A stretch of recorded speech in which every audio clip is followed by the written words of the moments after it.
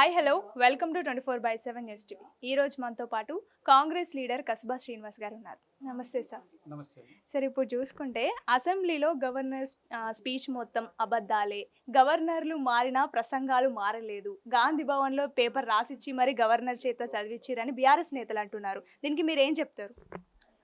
BRS నేతలు అంటే వారి ముఖ్యులైనటువంటి కేసీఆర్ గారే అన్నట్టున్నారు ఈ మాట. ఇప్పుడు గాంధీ భవన్లో రాసిచ్చింది చదివిండ్రు. గవర్నర్లు ఏ ప్రభుత్వం యొక్క ప్రసంగమైనా గవర్నర్ ఇచ్చేది ఆ ప్రభుత్వం యొక్క విధి విధానాలను, వారు చేసేటువంటి సంక్షేమ కార్యక్రమాలను, వారు చేసేటువంటి కార్యక్రమాల మీద ప్రభుత్వం ఇచ్చిన దాన్ని గవర్నర్ గారు చదువుతారు. గవర్నర్ గారిని కించపరిచేటువంటి, గౌరవించే అలవాటు లేని బీఆర్ఎస్ పార్టీ, గవర్నర్ గారిని కించపరిచే అలవాటు ఉన్నటువంటి బీఆర్ఎస్ పార్టీ, రాజ్యాంగ వ్యవస్థల మీద నమ్మకం లేనటువంటి బీఆర్ఎస్ పార్టీ సంబంధించిన నాయకులు మాట్లాడిన దాన్ని గాంధీ భవన్లో దాని ప్రసంగ పాఠాన్ని రాసిండ్రు, చదివిండ్రు. అంటే 10 సంవత్సరాలు మీరు అధికారంలో ఉన్నారు. మీరు మరి ఎక్కడున్నటువంటి దాన్ని మీరు చదివిండ్రు? ఇంతవరకు 10 సంవత్సరాల్లో ఎన్నిసార్లు గవర్నర్ ప్రసంగాలేని? ప్రభుత్వం రాసిచ్చింది చదువుతారు. పార్టీ ఆఫీసులో మీ దగ్గర బీఆర్ఎస్ పార్టీ ఆఫీస్లో రాసింది చదివిండ్రేమో కానీ డెమోక్రటిక్ ప్రాసెస్ను, ప్రజాస్వామ్య విలువలను గౌరవించేటువంటి కాంగ్రెస్ పార్టీ ఖచ్చితంగా ఈ ముఖ్యమైనటువంటి చీఫ్ సెక్రటరీ దగ్గర నుంచి ఈ ప్రభుత్వ యంత్రాంగంలో ఉన్నటువంటి ముఖ్యులు ఉన్నటువంటి ప్రభుత్వ విధి విధానాలను, వాటికి ఉన్నటువంటి ఆబ్జెక్టివ్స్ను, ఎయిమ్స్ను గురించి, ప్రజా సంక్షేమాల గురించి, దాంట్లో అధికారులు, సీనియర్ అధికారులు, దాని అన్ని రంగాలకు సంబంధించి సీనియర్ అధికారులు పొందుపరిచినటువంటి అంశాలను మాత్రమే చదువుతారు. పార్టీ ఆఫీసుల్లో రాసుకునే చదివేటువంటి సంస్కృతి ఉన్నటువంటి బీఆర్ఎస్ పార్టీకి సంబంధించినటువంటి నాయకుడు వారు మాట్లాడడంలో తప్పు లేదు. ఎందుకంటే మీ ప్రాక్టీస్ అది, మా ప్రాక్టీస్ అది కాదు. మీరు ఇంతకుముందు తెలంగాణ భవన్లో రాసుకున్నారు కాబట్టి తెలంగాణ భవన్లది చదివిందని మీరు అంటున్నారు. గాంధీ భవన్లో అట్లాంటివి ఉండవు.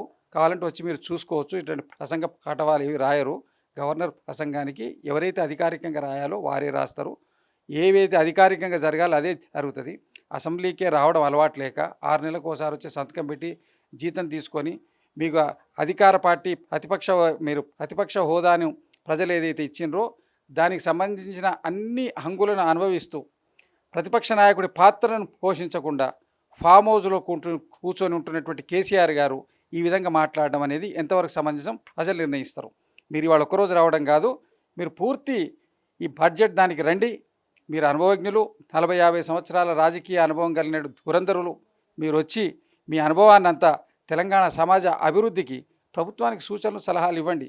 పూర్వం జానారెడ్డి గారు ప్రతిపక్ష నాయకుడిగా ఉన్నప్పుడు వారు మీ ఫస్ట్ తెలంగాణ ప్రభుత్వ రాష్ట్రం ఏర్పడ్డది మనం ప్రతిపక్షం అంటే నిర్మాణాత్మక ప్రతిపక్షంగా ఉండాలి.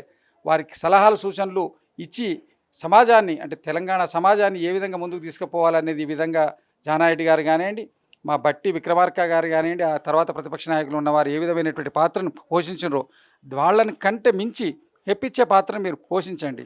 మీరు ఎంతసేపు అవాకులు చెవాకులు పేలుకుంటూ కేవలం పంచ్ డైలాగుల పరిమితమైతే కాదు, మీరు వచ్చి నిర్మాణాత్మక ప్రతిపక్షంగా మీకున్న అనుభవాన్ని తెలంగాణ సమాజం కోసం ప్రతిపక్ష పాత్ర నుంచి సూచనలు ఇవ్వండి. మీ గౌరవం పెరుగుతుంది. దేశవ్యాప్తంగా మీరు ఒక గొప్ప ప్రతిపక్ష నాయకుడు. అటల్ బిహారీ వాజ్పేయి అంటే ప్రతిపక్ష నాయకుడని, మీరు ఇదివరకు కమ్యూనిస్ట్ పార్టీలకు సంబంధించిన వాళ్ళు అంటే ప్రతిపక్ష నాయకులు. అసలు అధికార పక్ష నాయకులు మాట్లాడిన దానికంటే ప్రతిపక్ష నాయకులు మాట్లాడితేనే ప్రజలు చాలా ఎంతో ఉత్సాహంగా చూస్తారు. కారణం ఏంటంటే ప్రభుత్వంలో లోటుపాట్లు వాళ్ళు ఎత్తి చూపుతారు. ఎత్తి చూపడం వల్ల మాకు దీంట్లో ఏం లాభం జరుగుతుంది, మాకు సంబంధించిన కోణం ఏమన్నా ఉంటుందా అన్న అంశాన్ని ప్రజలు చూస్తారు. అది మీరు వదిలేసి కేవలం అధికారం ఉంటేనే మేము చేస్తాం. ప్రతిపక్షంలో, ప్రజాస్వామ్యంలో ఉన్నటువంటి సౌందర్యమే ప్రతిపక్షం. ప్రతిపక్షం ఉంటేనే ప్రజాస్వామ్యానికి సౌందర్యం. మీరు అలాంటి ప్రతిపక్ష పాత్ర ఇచ్చిండ్రు. మీరు గొప్పగా నటించవచ్చు, చాలా గొప్పగా. మీరు ఏ సినిమాలో చూసినా మీరు విలన్ ఎవరు ఉంటారంటే అధికార పార్టీ వాళ్ళు ఉంటారు, హీరో ఎవరు ఉంటారంటే ప్రతిపక్షానికి సంబంధించిన. మీ హీరో రోల్ వచ్చింది ఇప్పుడు ఒక విధంగా. ఇప్పుడు విలన్ అంటే అధికార పార్టీ ఉన్న తప్పులు జరిగితే ఎత్తి చూపుతుంటారు కదా. మరి అట్లాంటి పాత్ర వచ్చినటువంటి మీరు దాన్ని వదిలేసి మీరు ఇంకా వాళ్ళు గాంధీ భవన్లో రాసిన ప్రసంగ పాఠవాన్ని చదివినా అంటే మీకున్న సంస్కృతి మాకు లేదు. ప్రజాస్వామ్య విలువలను ప్రభుత్వంగా నడుపుతుంది. రేవంత్ రెడ్డి గారి నేతృత్వంలో ప్రభుత్వం నడుపుతుంది. మహేష్ కుమార్ గౌడ్ గారు మా పిసిసి అధ్యక్షుల వారు పార్టీ పరిధి వరకు ఏం కావాలో చూసుకుంటారు. పార్టీ వైపు నుంచి ఇక్కడ కార్యకర్తలకు కానీ ప్రజలకు కానీ ఏం కావాలో పార్టీ పరంగా సూచనలు ఇస్తారు. అంతే తప్ప వారు సూచనలు, సలహాలు ఇస్తారు తప్ప మీకు ఎక్కడ కూడా అధికారంలో వారు ఇన్వాల్వ్ కారు. ఒక సంస్కృతి, సాంప్రదాయము, ప్రజాస్వామ్య వీళ్ళ కట్టుబడి ఉన్నటువంటి కాంగ్రెస్ పార్టీ.